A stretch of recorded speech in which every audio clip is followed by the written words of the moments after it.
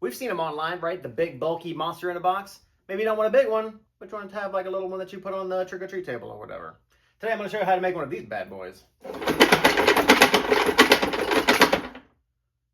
On this special Halloween edition of Make It Cozy. Let's check it out. So my kiddo, she wanted a monster in a box since last Halloween. And so now that it's coming up, I figured I could take as many pieces parts as I could from the shop to minimize cost. And the way that I did that was I took this recipe box that I had and I just removed the metal insert parts to maximize the room inside. And then from salvaged microwave pieces, I figured I could use the fan and the wiring and just run it to the back of where the recipe box holder metal thingy was. Have it be motion activated, so whenever the kids reach into the treats on the treat table, then it would activate. So we got it wired up, and then we started to experience some challenges.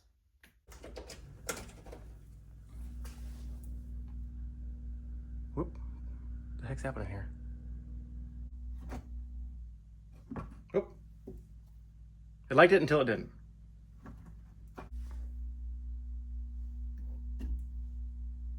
Yeah, why is it so... I don't, like, it just seems dumb. I mean, at least the concept works. It just doesn't work well.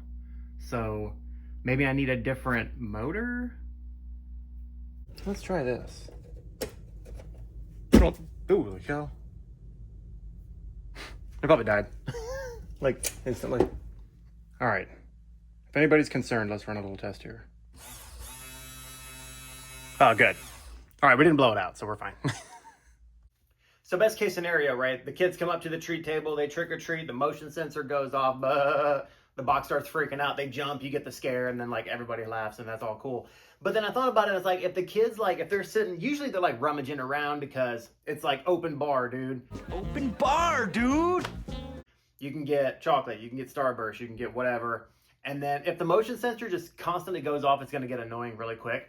So I'm going to try to switch gears here, and I'm going to use the junction box from an articulated stand and the switch that went along with it. So we're going to go from motion control to manual control, and so I'm just going to go ahead and use my calipers in order to get an appropriate hole for the junction box and the switch to fit into. And so we're going to go from this to this instantly with just the use of magic. So with the switch properly in place, now we got to figure out like what to do with the wiring, because I may have goofed it up the first time and blown out the circuit, but that's, you know, erroneous. So now basically we've gone from this motion sensor to this with a switch. Although it doesn't stop, but the resistance of the box should probably help slow it down a little bit is what I'm anticipating. So without further ado, let's go ahead and get the box situated.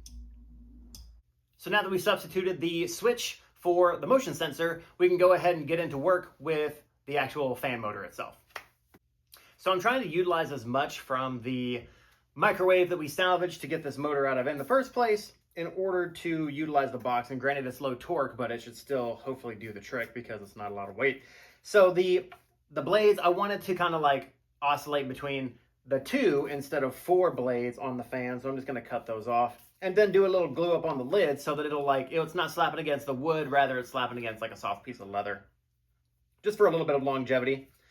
So in order to fit this guy into the bottom of the box, I need to remove the tabs that came with the microwave fan, and I'm just going to clip those off.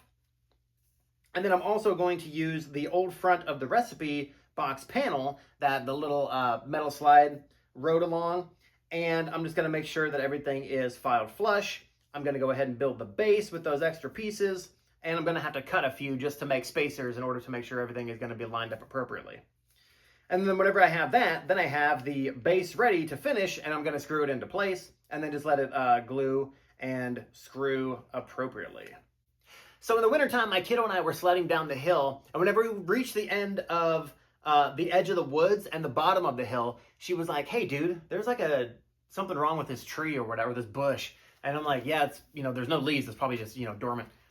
And it turns out that there was like a dog chain like just chilling on the edge of these like woods. There's like all sorts of like random knickknacks down there, like it used to be somebody's house like back in the colonial days. I have no idea. Maybe Maybe that's where the ghost came from. You know what I mean? I don't know. We can only speculate. However, it's pretty cool because, like, even then she was thinking, she's like, oh, we can use this for the monster in the box because of the chain, dude. And I was like, done. And it's like rusty as all get out. So, you know, that's what's up.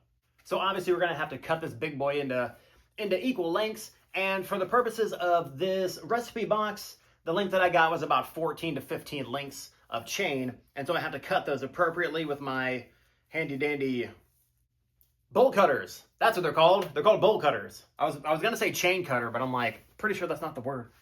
I figured if the lock is on the front, we can just kind of hook it in the back. Nobody's going to see the back of the box anyways. So if we can create tension just in random spots on the back of the recipe box with hooks, that'll be fine. So with all those chains in place with the lock, I can kind of like give a sneak peek of what this is going to look like.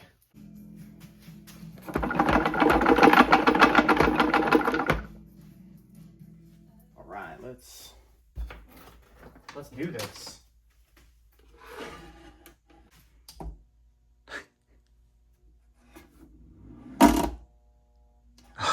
Not at all.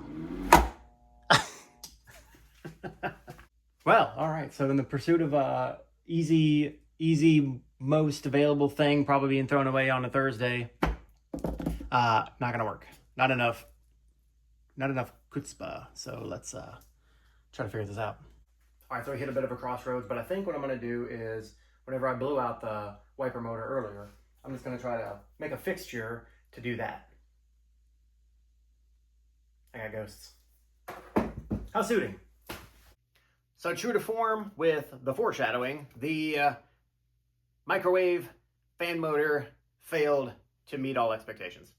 So since we kind of thought about like maybe, well, if the fan motor doesn't work, we have this wiper motor, we're gonna have to shift gears into there. And in order to do that, I'm gonna have to take the AC from the house, turn it into DC voltage in order to make the bad boy run appropriately. Now, whenever we tested it earlier in the video, you saw that like I potentially like almost blew it out. It still worked. Everything was fine. It tested fine. So we're going to basically go from the house mains 120 voltage down to the DC converter and take that down to 12 volts, 4 amps. And then we're going to wire that into the wiper motor. There's only 2 prongs on this guy. So fortunately, you just have to make sure that you take into consideration the way in which it's going to rotate. Because if you have like a star gear, like I'm going to make using some scrap pieces with my circle cutting jig, I'll leave a link down in the description on how I made that. I'm basically just going to turn that into a star pattern on the bandsaw. And then it's going to slap up against that same leather piece that we had earlier that we showed. But it's just going to have a switch in series so that we can manually control this bad boy. So what I'm thinking about with this guy here is that what I was originally going to do was try to copy this indent for the, I don't even know what you call that, onto here, and then just try to like router it out. But then I was like, that's pretty stupid. Why don't, because this is just a little bit proud of the spacer, I'm thinking that all I'll need to do is, I already marked the center of it, and if I could just copy this out and then route out a circle for this to press fit into, then I can just put this right here. So what we have here is we've situated the motor on the driver here, and then I have this little star wheel so that it can slap up against this piece as such. Ooh, that's a little bit high, so I might need a, right now I just have a little brace right down here, so I can just make this smaller. And it's just on a hose clamp right here as well that I kind of fix to the side just as a quick fix. And so what I'll do is I'll move that down lower so that it just kisses the top right here. And then we can take this for a test spin. Literally, a test spin. Get it? So let's see. It's like, you know, Halloween. You gotta put yourself in the mood, right? It's Halloween. There's skulls everywhere. Oh no, I want to get some candy. And I'm like a little kid. And I'm like, hey, mister, can I have some candy? I'm like, yeah, dude, go ahead and get it from the box. You just have to open it. Here's the key. Hey, mister, I want some candy. So this has been fun. I like the troubleshooting. It came together quite easily with all the pieces, parts, and everything, even with the little snafu of the microwave motor. But I really am excited to test this out this Halloween season because my wife and I usually one of us sits at the trick-or-treat table, the other one takes our kiddo out, she goes around the neighborhood, eventually she comes back, and then we all just kind of like sit and have cider or donuts or whatever, and then we hand out candy. So she can have a go at it, I can have a go at it, and then whenever my kiddo comes back from trick-or-treating, she can have a go at scaring the older kids, because they always come out at night. You know how it is, street youth and everything. But that is it for this one. I hope to see you on my next Halloween build coming up, and we'll catch you on the next one. Peace. But today we're going to show you how to make a tiny monster in a box. Oh wait, I need more skulls. More skulls! In this video. Oh my god.